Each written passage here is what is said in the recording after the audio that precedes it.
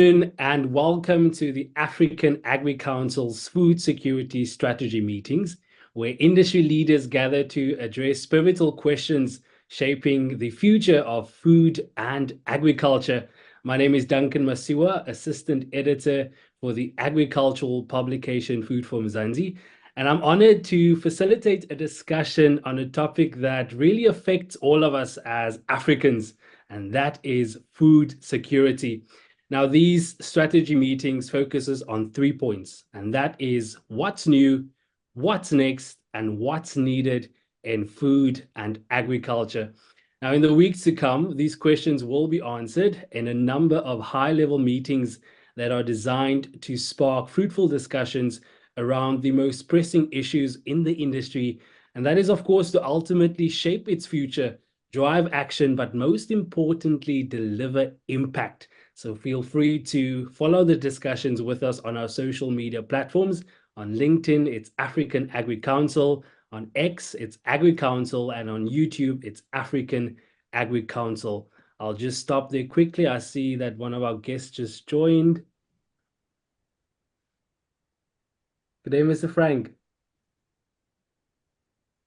Hello, I'm sitting in a car, so I've switched on my video. I should be in my office in 5 minutes.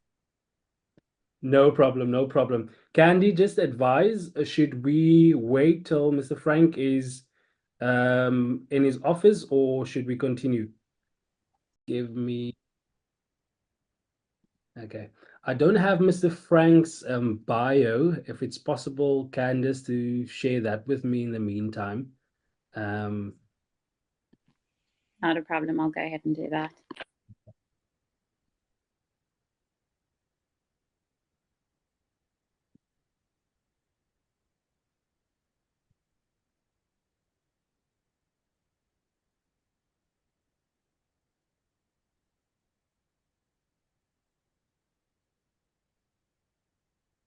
Now, of course, as I said, we're talking all things food security.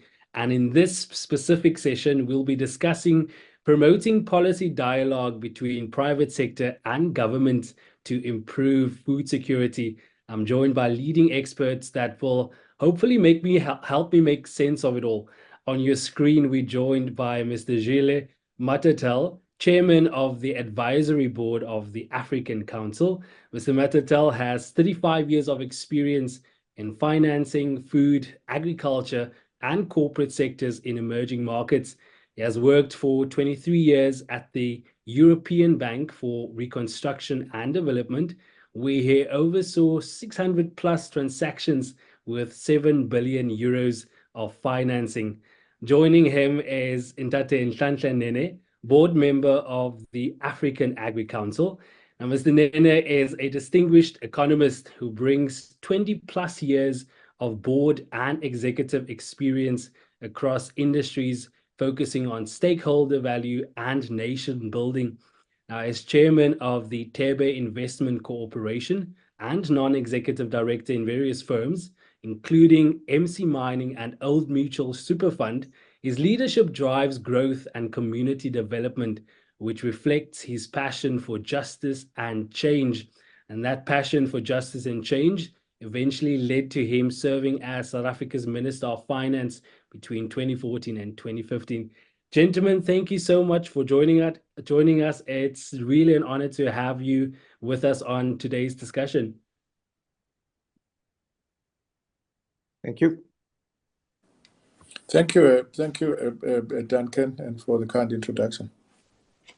Now we're discussing food security. Mr. Gile, starting with you, what do you believe are the key challenges faced by the private sector and African governments in ensuring food security? Thank you for the question, and my pleasure to participate to these important topics. First of all, I would like to emphasize that, you know, in my view, food security in Africa is a major challenge. It's a challenge not for Africa, but it's a challenge for the world globally, especially because Africa has, you know, an immense potential to produce more food that is not properly utilized today, and for sure Africa would be in a position to supply food to the rest of the world rather than than the other way around. And so there are a lot of things to be done. And clearly it is with the private sector that things will improve, because food is produced by the private sector. And therefore, it's by supporting the private sector that we will manage to change things. That's why I'm a strong supporter, of course, of the African Agri Council as being an institution that is trying to promote the private sector in the food and agriculture, in Africa. I would like to start with an experience that is not in Africa. That is an experience I faced in my previous job at the European Bank for Reconstruction and Development, and I will talk about Ukraine. Frank, can you switch your microphone off, maybe? Sorry.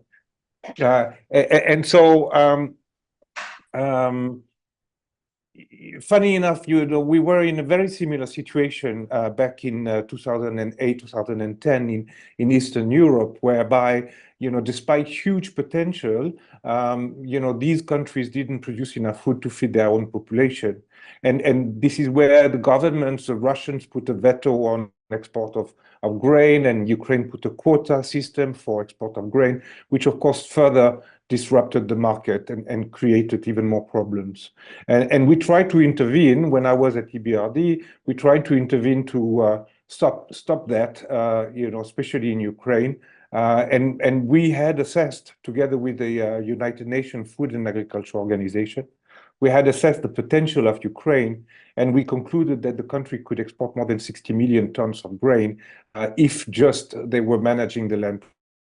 And therefore, we are of large, mainly grain trading companies, global and local grain trading companies, to come to our office in London, and we asked them and say, what do you think is needed to release the potential of agriculture in Ukraine? And the answer was very simple. They just said, we need predictability. How do you want a private sector to invest in agriculture if we don't know what will happen? We don't know what the government will do tomorrow. And when they put an export quota, when we have already filled, the boats are full with grain, and we cannot just export, and the grain is rotting in the silos and in the ships, this is not the right thing to do. So we went to Ukraine, we met with the government, and we asked a very simple question. Would you be willing to work with the private sector in order to, have policies, more and more visibility in the policies you have? And to my surprise, the Minister of Agriculture was very favorable. He said, yes, I'm happy to sit down. We even signed a memorandum of understanding between the government, the Ministry of Agriculture, and private sector. We assembled all the other institutions that were supporting Ukraine, so the World Bank, the IFC, the IMF, everybody. And by working all together, we managed to put pressure on the government to, first of all, remove the quota system, and then establish a dialogue with the private sector in order to define very practically what has to be done in terms of infrastructure, in terms of roads, in terms of policies, and this kind of thing. And it worked. In 20 years, the Ukraine became, from being barely self-sufficient in grain, it became the third largest exporter of grain in the world. Okay, so if you transport that to Africa, I find, I don't know a lot about Africa. I'm learning, and I'm enjoying learning about it. But I find that too much support is directed to governments rather than private sector. I find that institutions are working too much in silos rather than working together. And by identifying in Africa the countries that have the stronger underutilized potential, and by working together, private sector, institutions, and governments, I'm pretty much convinced that it would be possible to release that potential and then to see the situation changing. It is happening already in many countries when we see investment. It's not about being African or non-African, it's working together. Of course, Africa will need foreign investment in order to develop its agriculture. And if it is done in the right way, this will be beneficial for everybody. And so I would really hope to see that within the next 10 or 20 years, a change in the system that would see Africa growing more food for itself first, and then potentially supplying food to the rest of the world. It's quite interesting that there are actually a lot of lessons to be learned from what's happening across the borders, Mr. Nene. Hearing what Gilles is saying, it brings me to a question that I'll definitely ask to you later, a bit later. But from your perspective, Ntate Nene, what do you suppose are the key challenges in promoting effective policy dialogue between the private sector and governments in the context of food security? Thank you. Thank you very much. Am I audible? I just unmuted. Yeah, thank you very much, and thanks for bringing us together. The last time we were together was in November, so thank you. This is indeed quite a welcome initiative that Candy has come up with. Indeed, if you listen to Gilles about what is happening outside of our borders, we indeed have a lot to learn. But I think what has happened in our continent mainly is that I think we've not taken full advantage of the potential that we have of what we can produce, and also being able to access the markets outside of our borders. Of course, to some extent, our countries are exporting some of our produce, be it meat and veggies and citrus fruits in a way. But meeting some of those standards also becomes an issue in terms of what we produce, and also having proper agreements that allow us to be able to trade with those countries. The European Union has actually been one of those, and from time to time we would actually hit some snags in terms of some of the conditions that we would actually struggle with. But the quality of our produce as well, but then the quantities. There is what I call in our situation here with the small-scale farmers. I would call the small-scale farmers a conundrum, where small-scale farmers will complain that they don't have access to the market. And when they do get access to the market just becomes too big for them. So we need market intelligence to understand exactly what the market requires, and also at what scale, and also be able to be competitive in terms of the quality and our pricing. And again, the last point that Gilles made with regards to countries being first able to produce enough to feed itself and then be able to export. The times when the prices are too attractive across our borders, we find a situation where South Africa, for instance, in maize, when the price is too good outside of our borders, you would find our maize farmers firstly rushing to export what we have, whilst we are not able to access the same maize that we require.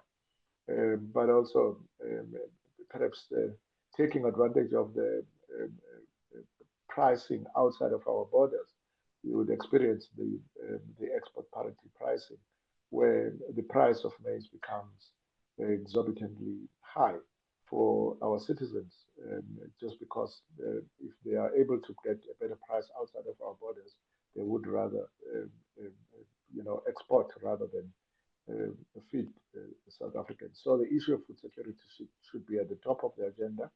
But also, again, I know one of the questions that you raised sharply is the question of what policies need to be put in place in order to be able to create that environment.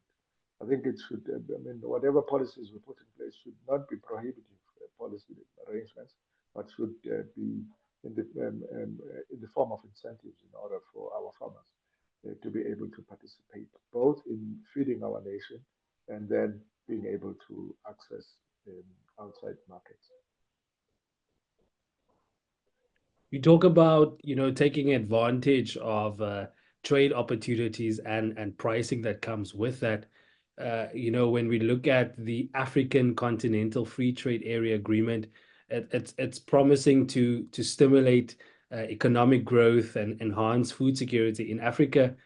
What do you suspect are the key policy considerations, Mr. Nene, that governments should prioritize to maximize the positive impact of the agreement on food security and also agricultural development in Africa? Firstly, I think we should take advantage, as we do that, we should take advantage of the latest technologies that allow us to be able to, reduce the asymmetry of information across our countries in the continent in order to be able to, again, the issue of market intelligence I spoke about earlier, in order to understand exactly what is it that each of our countries produce, because we need some kind of, collaboration whilst we are in competition. Because there's a country that has got the potential to produce maize, other countries are able to produce other crops, to see how best we could actually take advantage of that and intensify the production of those that we are good at and that our climate and our countries are better able to produce. So with utilizing the digital technologies that we have, I think it's important that we have a platform under the auspices of the Africa Continental Free Trade Area. If we could be provided with that platform, then our countries would be better placed to be able to decide what to produce at what scale, and in order to first feed each other across the continent, and then after that aggregate in order to take it outside of our borders in a manner that begins to bring better returns for our countries as well, in order to be able to feed our nation. Yeah. Now, of course, we're not alone. Mr. Frank Bracken just joined us. Thank you so much for joining us, Frank, for this conversation. You are a law and MBA graduate from the University of Leuven with Wharton Executive Program credentials. You've specialized in finance and management. Formerly with Unilever, you held key roles globally, and currently, of course, you advise major agro and food firms in Africa, serving on boards including Bula and Feronia Inc. Thank you so much for joining us. You heard what Mr. Nene was saying about the African trade agreement.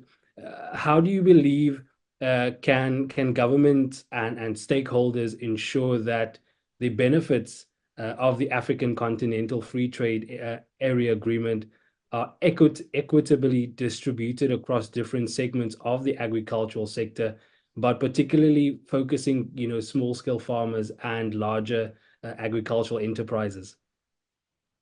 Yeah, thank you. A pleasure to be on this Zoom call. I think the whole debate around free trade agreements and regional trading blocs somewhat comes at the end of the whole debate. That's the cherry on the cake. First of all, there's a lot of more fundamental issues that need to be addressed still when we talk in Africa about food security. One of the issues remains that often it's an imbalanced debate between the private sector and government, because on the government side, there's often a lack of deep policy understanding what is needed for food security, agro policies, etc. In an ideal scenario, you have a government that is backed up by the academic institutions, by research institutions, by large civil service constituents that help it. So in many cases, government must ensure that they have the know-how backing and the academic institutions that can help them in this debate. So that, I think, is still for some governments an issue. Some countries have made huge progress in this. The other thing that I would say is what is still required in many settings is that the government must play an active role in making the other partners in the dialogue more representative. For example, when we talk about smallholder farmers, it's still a very fragmented landscape. Life would be so much easier if, with the help of government, there would be clear representation mechanisms and clear ways of the smallholder farmer's voice and interest being represented, be it like through a national cooperative or through any other policy body or institute. And the same is true for the private sector. In too many countries, the private sector is actually individual companies which very cunningly go lobbying with the government, make their own deals, and that's it.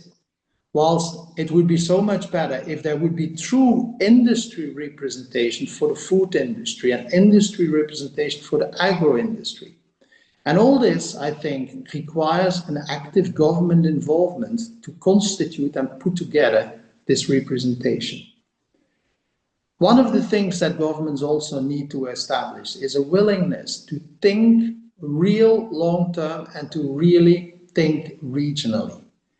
And that's where we come to the whole debate about regional trade blocs.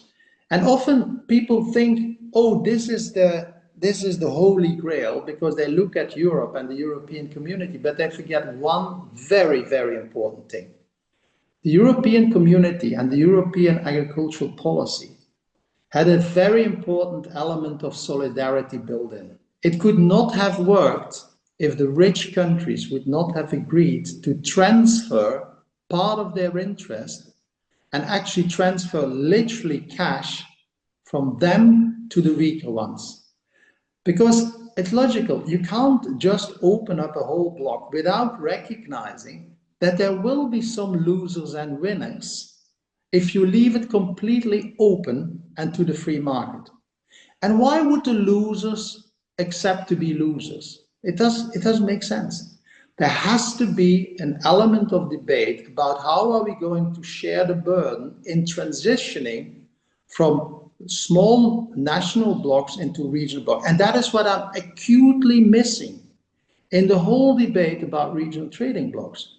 That debate about how are the stronger ones going to show solidarity with the weaker ones, or the winners with the short term, let's emphasize the short-term winners with the short-term losers. And without that, I do not see how we are going to make that meaningful transition into a really true regional bloc without from time to time some countries having to close their borders to protect their interests when the crop has failed. And we see it again and again. And it compromises the whole philosophy of regional trade bloc.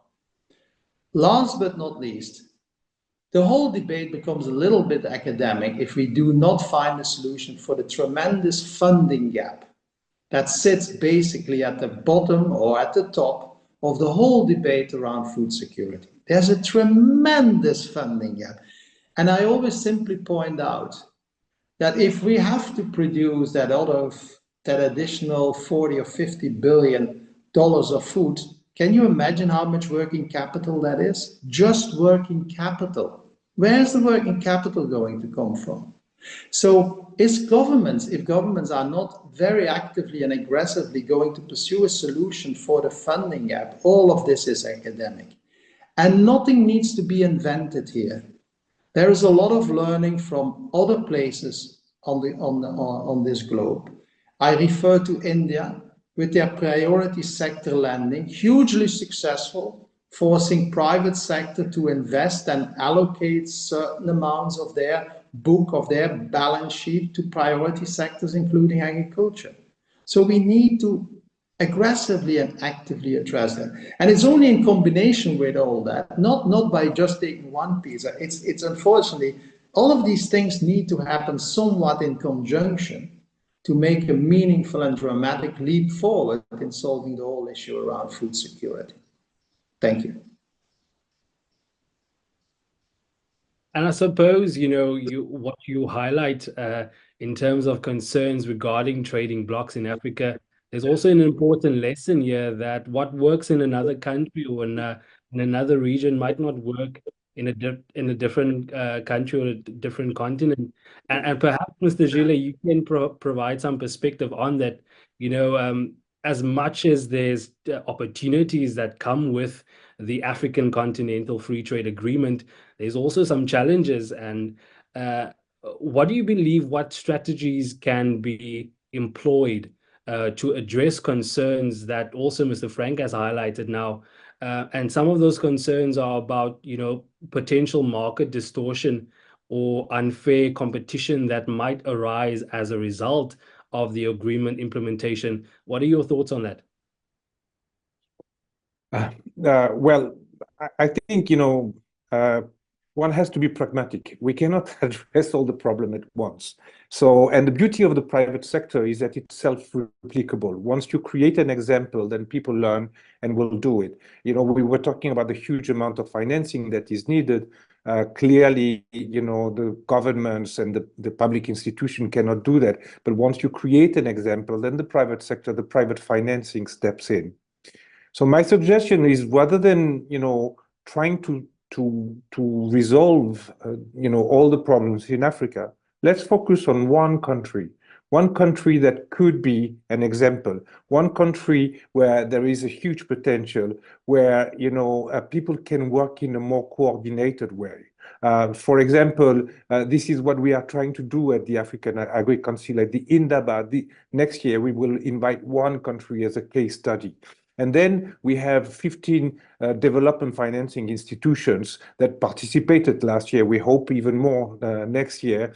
We get them to work together and then maybe try to coordinate in one country so that that country can become an example that is replicable and that can be replicated across the continent at last. So then the policies will have to follow. I was taking the example of Ukraine. Ukraine is the least subsidized agriculture in the world. In fact, it has a net negative subsidy. It's actually subsidizing the economy rather than the other way around. So it has managed to develop itself without any government support, without any public sector support, mainly by showing example, by attracting finance, and the attraction of the finance has been done, as Mr. Nene was saying, by raising the standards, by operating companies with very high standards, not only in terms of product standards, but also in terms of ethical, transparency, environment, which is a very important issue these days, as you know. And then you create an example, and that example, people will come and learn from it and replicate, and then things can move very fast. So I would, my suggestion is let's keep things simple. we will not resolve the most difficult in the most difficult places. You have to start by the easiest, and then you try to set an example, and then this example will then be copied very quickly. And that's what I think is needed in Africa, which is it's happening already. In some countries are great examples in terms of fruit and vegetable production, for example, and these kind of things, and then this can be done automatically. In that, Nene, there's an interesting development around the world with countries reducing their reliance on imported food products. Mr. Frank also alluded to that now, and this trend is seeming also happening in Africa. What's your take on this? Do you believe this shift is a positive step for us as a continent? It is indeed, Duncan. And a lot of the very important points have just been made here by both Frank and Gillian. Because at the end of the day, self-sufficiency becomes critical in order for you to be able to even start exploring, the outside markets of your own. So we do need to be self-sufficient with our own nations, because that alone creates a number of opportunities. First, it deals with the issue of the economies of those countries. It deals with the issue of unemployment in those countries, and then food security for our countries first. And I like the point Julia makes about simplifying things. And then I think then policy interventions should now be focusing on beginning to create an environment that allows these producers to be able to produce their stuff, but also invest in infrastructure I'm not a big proponent of incentives in the form of subsidies, but incentives in the form of creating a conducive environment for farmers. I support in terms of building the infrastructure that allows farmers to be able to move their produce from where they're produced, and but also create an environment where processing of those once they actually have been produced, because up the value chain comes the issue of value addition, rather than just consuming our produce raw. But there is also an opportunity of manufacturing as the second layer of the value chain. But beyond that is then the issue of creating the financial services environment also that is understanding to the needs of the farmers. As they would say, agriculture requires patient capital. So the local and the domestic financial institutions must also be open to actually looking at agriculture as an investment terrain and as an area of investment that actually serves the purpose of a sustainable nation that is able to feed itself, that is able to create its own economy. And then beyond that, there's an opportunity then of beginning to trade with people outside of your borders. But I really support the idea of self-sufficiency and making sure that we feed ourselves before we can feed other people. Now, Frank, of course, when we talk about food security, there's a bigger issue here, when we look at food waste and the amount of food that is lost, from post-harvest handling to distribution and even consumption. What's your take on this? How can government and the private sector collaborate to address these issues when it comes to food waste and loss? No, it talks a little bit to also something that Gilles said, and I agree actually. We also have to learn to start somewhere and learn and